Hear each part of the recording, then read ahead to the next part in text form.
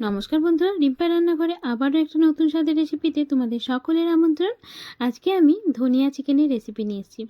চলো চিকেনটা কীভাবে বানাই দেখে নেওয়া যাক। যদি রান্নাটা ভালো লাগে লাইক করো, সাবস্ক্রাইব করো। নতুন পুরনো সকল বন্ধুদের অনুরোধ রইল পুরো ভিডিওটার একটা লাইক দিয়ে দেখার।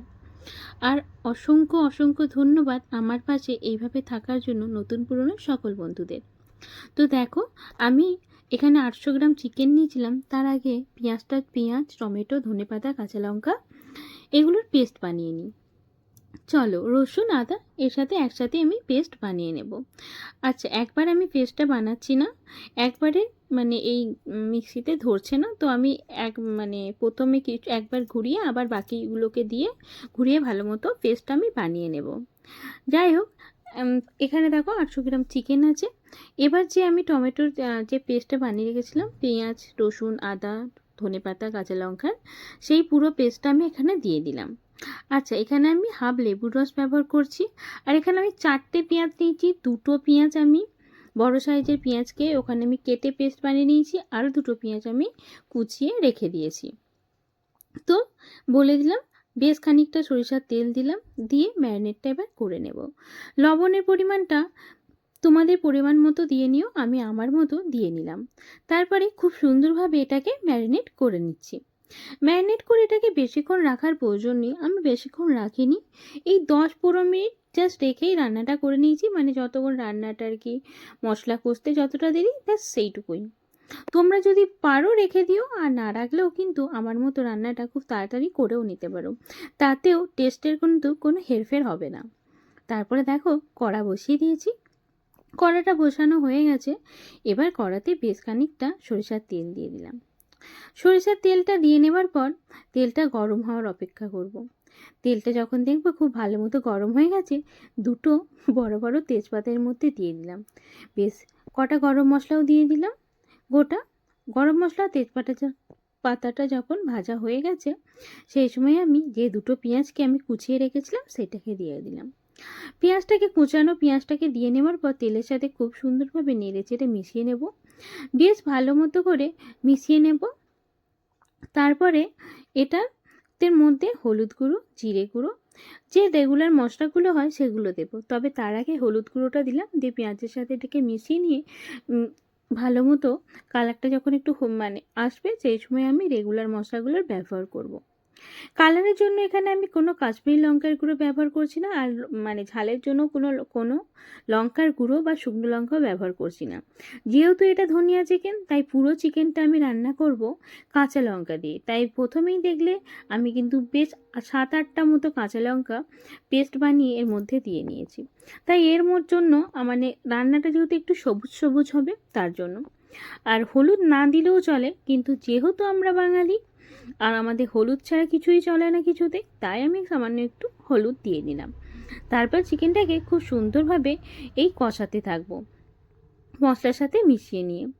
চিকেন যত কষা হবে তত কিন্তু এর রান্নার স্বাদটা বেশ ভালো হয়। আবারও আমি বেশ খানিকটা লবণ দিয়ে নিলাম। লবণটা দিয়ে নেওয়ার পর নেড়ে চেড়ে নিলাম। তোমরা ভাবছো তো যে লবণের পরিমাণটা হয়তো বেশি হয়ে যেতে পারে। না গো, বেশি হয়নি, বেশ ঠিকঠাক ছিল, পারফেক্ট ছিল। আমাকে নেক্সট টাইম আর এই যে লবণ এতবার দেওয়ার পর আর লবণ দিতে হয়নি। রান্না শেষে আমি একবার লবণ চেক করে লবণ দিই, সেটা দিতে হয়নি। ঢেকে ঢেকে এবার রান্নাটা করব। দেখো, রান্নাটা থেকে কিন্তু তেলটা ছেড়ে এসছে।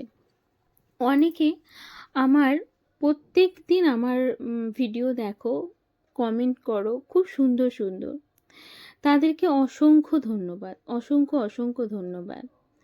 আমিও অনেকের পরিবারে হয়তো রোজ যেতে পারি না, কিন্তু যাদের পরিবারে চাই আমি লাইক দিয়ে পুরো ভিডিওটা দেখার চেষ্টা করি। আর কমেন্ট একটা সুন্দরভাবে করে আসি একটা। আবার কারো যদি কারো ভিডিও আমার বেশি ভালো লাগে, তার কমেন্ট তার ভিডিওতে আমি 2টো করেও কমেন্ট করে আসি। প্রথম দিকে ধরো দেখি আমি একটা কমেন্ট, সেই প্রথম দিকে ভিডিওটা দেখলাম শুরুর দিকে, তখন একটা কমেন্ট করি। আবার শেষ যখন হয়, তখন যেটা আমার ভালো লাগে সেই অনুযায়ী আমি একটা কমেন্ট করে আসি। আমি বলতে পারো আমি পুরো যার ভিডিওই আমি দেখি, আমি পুরো ভিডিওটাই দেখার চেষ্টা করি, পুরো ভিডিওটাই দেখি বলতে পারো, আমি স্কিপ করি না। তো ভালো লাগে। মানে কেউ, কেউ কোনো বন্ধু আছে যারা আমার সঙ্গে রোজ থাকে। তাই তাদের ভিডিও আমি রোজ দেখার চেষ্টা করি।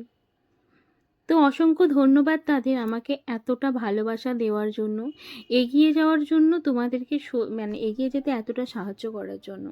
তো দেখো, মাংসটা কিন্তু বেশ কিছুক্ষণ ধরে আমি কষিয়ে নিয়েছি। মাংসটা থেকে বেশ কিছুটা জল কিন্তু ছেড়ে এসেছে। ব্যাস, ছেড়ে এসেছে। এবার কিন্তু এই জলেতেই আমি পুরো চিকেনটাকে কষিয়ে নেব। আলাদা কিন্তু এর মধ্যে কোনো রকম আমি জলের ব্যবহার করব না। এইটা চিকেন আমি যেহেতু কষাই বানাচ্ছি তার জন্য। চিকেনটা প্রায় আমার রেডি হয়ে এসছে।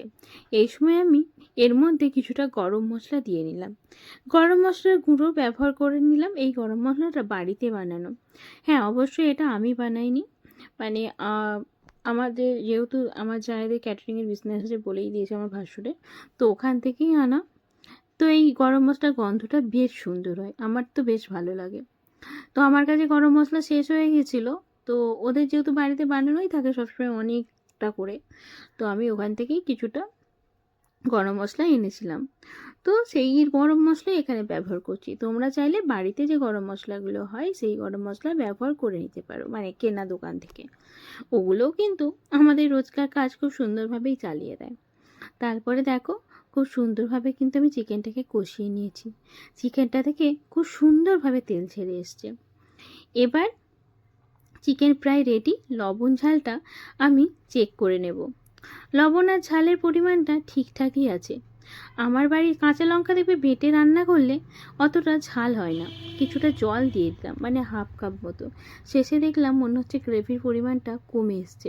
তার জন্য আমি তোমাদের প্রথমে বললাম যে জল না দেওয়ার চেষ্টা করবে, কিন্তু আমি দেখো কিছুটা জল দিয়ে নিলাম। কারণ জলটা আমার গ্রেভিটা আমার শেষে মনে হলো যে মানে গ্রেভির পরিমাণটা কম হয়ে যাচ্ছে। আর এই গ্রেভির পরিমাণটা যদি কম থাকে তাহলে এটা ভালো লাগবে না। তাই এটাকে দিয়ে, জলটাকে দিয়ে আমি আরও 8-10 মিনিট মতো ফুটিয়ে নিলাম। দিয়ে দেখো নামিয়ে নিয়েছি। কালারটা দেখো কতটা সুন্দর এসছে, অনেকটা লোভনীয়। একবার বানিয়ে খেয়ে এইভাবে, বেশ বেশ বেশ ভালো লাগবে গরম গরম ভাতে। পাশে তো আমি ভাতও বসিয়ে দিয়েছি।